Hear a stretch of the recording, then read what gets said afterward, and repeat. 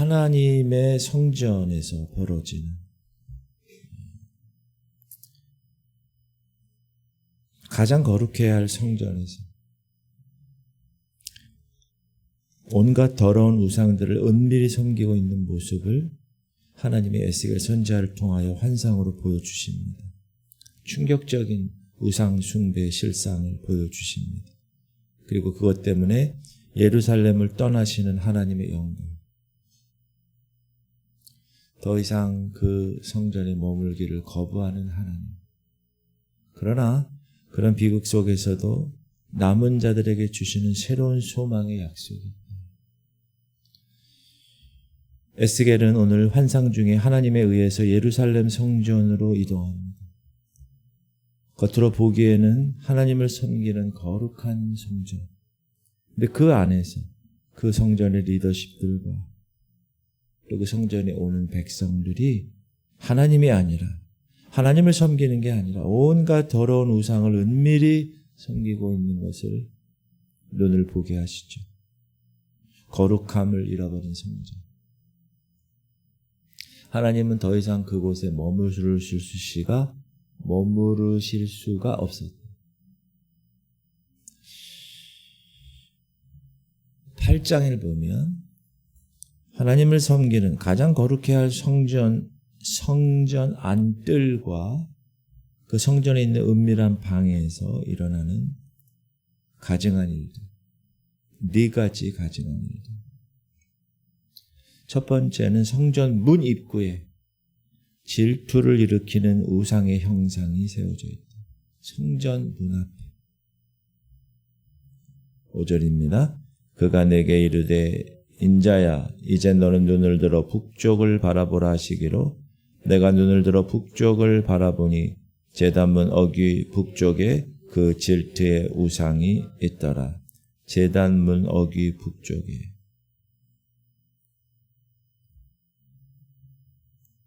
두 번째는 70명의 장로들이 벽에 그려진 온갖 가증한 것들, 곤충과 가증한 짐승들 앞에 향로를 들고 분향합니다.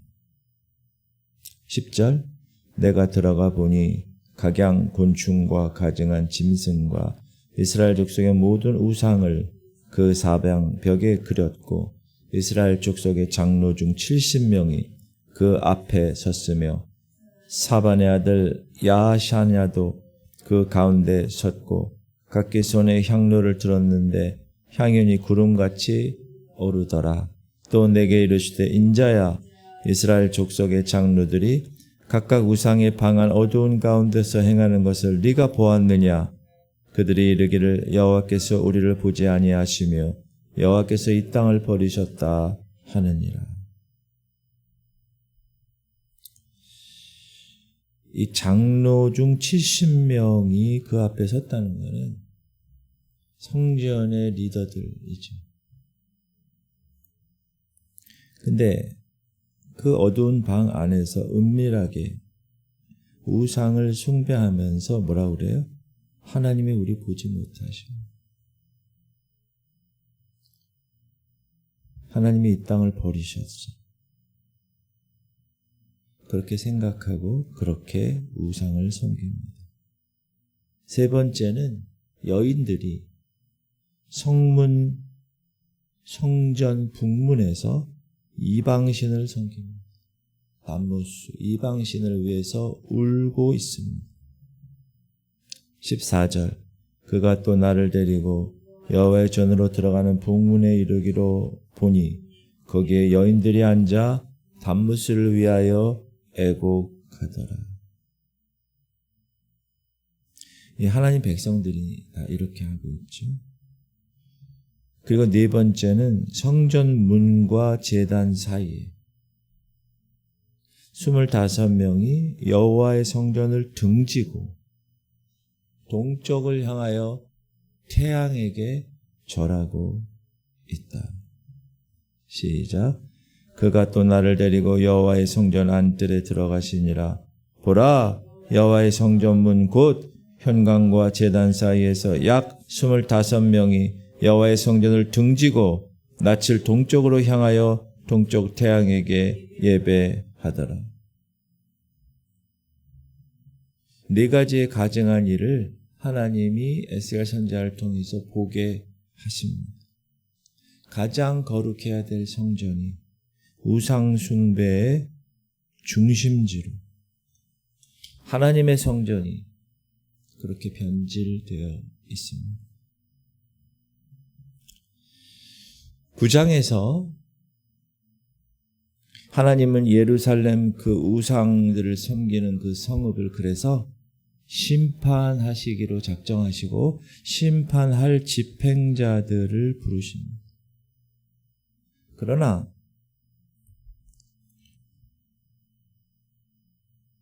이런 모든 가증한 일로 말미암아 탄식하며 우는 자들도 있었다.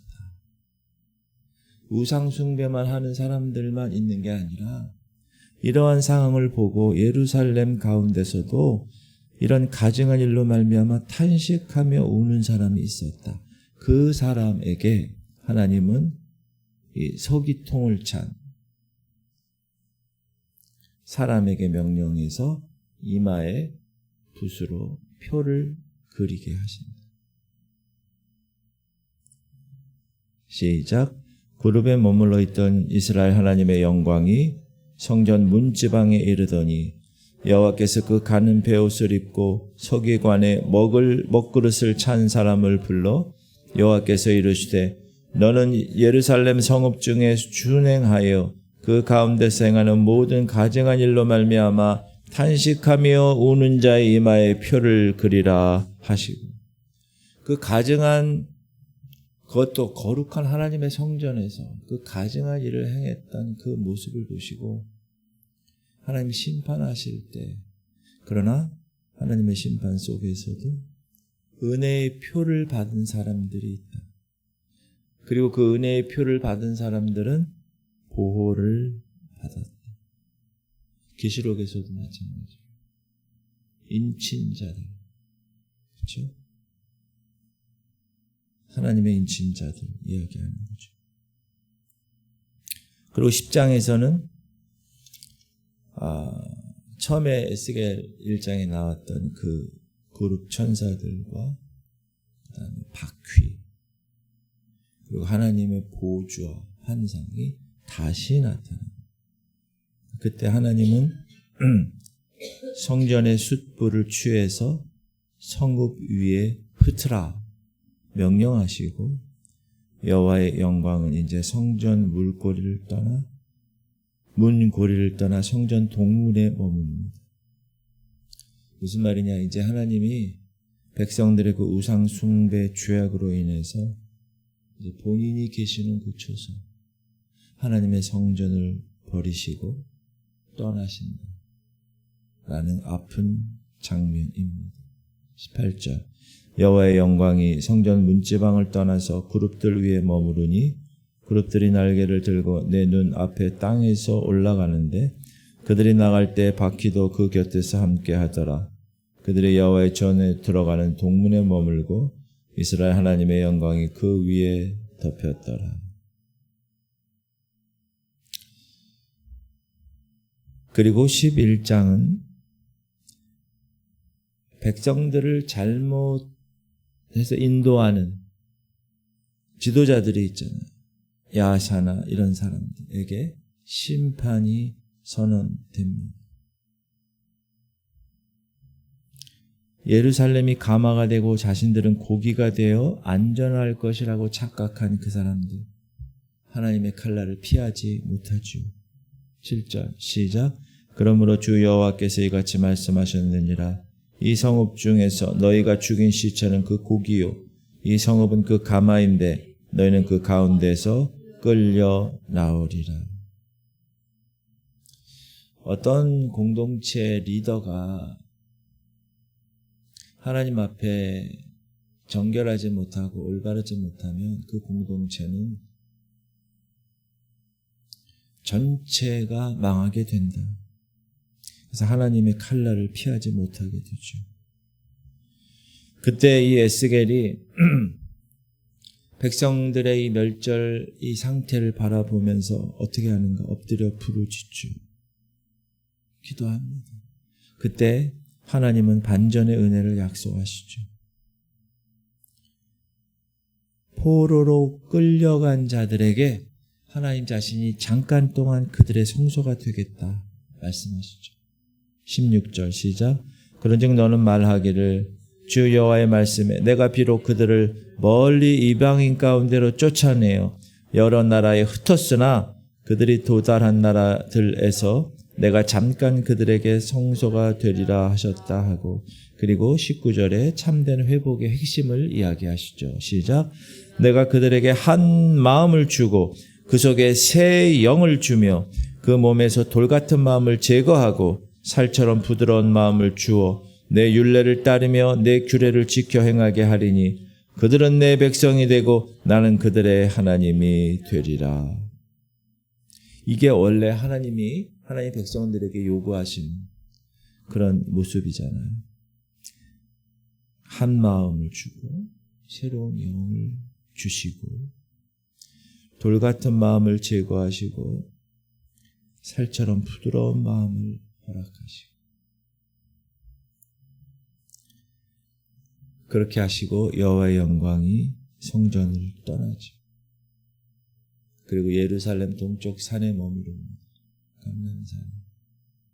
그리고 에스겔은 환상에서 깨어납니다. 그리고 포로들에게 이 모든 일을 전하죠. 하나님은 에스겔을 통해서 지금 성전에서 벌어지고 있는 가증한 일들을 보게 하십니다. 문화가 그렇게 되고, 요즘 시대는 다 이런 거야. 교회에서 좋지. 원색적인 복음에 대한 핵심의 말씀을 싫어하고, 지금이 어느 시대인데 그렇게 주여 삼창을 해. 지금이 어느 시대인데 그냥 울부짖으며 기도해. 예를 들면 그런 거지. 그러나 하나님은 오늘 말씀을 통해서 세 가지를 우리에게 교훈하고 계신데, 첫 번째는 우리의 은밀한 마음의 성전이 있다. 보이지 않아요? 자기는 알죠. 그곳을 정결하게 깨끗하게. 장로들이 은밀한 방에서 우상을 섬기는 이유는 어떻게 그렇게 할 수 있어요? 하나님이 보지 못한다고 생각했기 때문에. 하나님이 알겠어. 사람들의 눈을 피해서 마음 깊은 곳에 우상을 숨기고 있는 모습. 혹시 우리도 그렇게 살고 있지는 목사인 저도. 그러나 하나님은 겉모습이 아니라 하나님은 중심을 보시고 은밀한 방에서 행하는 모습을 보시고 우리의 생각까지 통찰하시는 분이시라는 것 꼭 기억하시고, 오늘도 우리의 마음의 성전, 너희 몸이 너희가 거하시는 거룩한 성전인지 알지 못하느냐. 깨끗하게 정결하게 하실 수 있는 여러분 되시기 바랍니다. 두 번째는 세상의 죄악을 보면 지나치는 게 아니라 그 죄악을 보고 내 죄는 아니라도 시대를 바라보면서도 탄식하며 울 줄 아는 파수꾼들, 그런 거룩한 파수꾼이 되어야 한다. 세속화되는 세상, 교회조차도 그 세속화에 무감각해지는 이 시대, 그 시대를 바라보며 애통하는 마음으로 기도할 수 있는 그러한 사람들 분명히 있다. 지금 하나님 성전에서 은밀하게 이렇게 가증한 일을 하는 사람들도 많지만, 그러나 그것을 보면서 탄식하며 우는 사람도 소수지만 있다. 근데 그런 백성들에게 하나님은 이마에 은혜의 표를 새겨 주신다라는 것이에요. 여러분이 그런 주인공 되시기 바랍니다. 하나님의 인친자들. 사단이 우리를 건드릴 수 없는 그런 인친표 새겨 받는 그런 우리가 됐으면 좋겠고요. 세 번째는 이 굳어진 마음은 그 사람의 힘으로, 그 사람의 의지로, 그 사람의 결단으로 그렇게 해야지. 물론 그렇게 해야지. 결단이 있어야 돼요. 그러나 굳어버린 마음을 바꿀 수 있는 것은, 돌처럼 딱딱하고 완고한 마음이 녹아내릴 수 있는 것은 오직 하나님의 영 성령이 임하셔야 가능하다.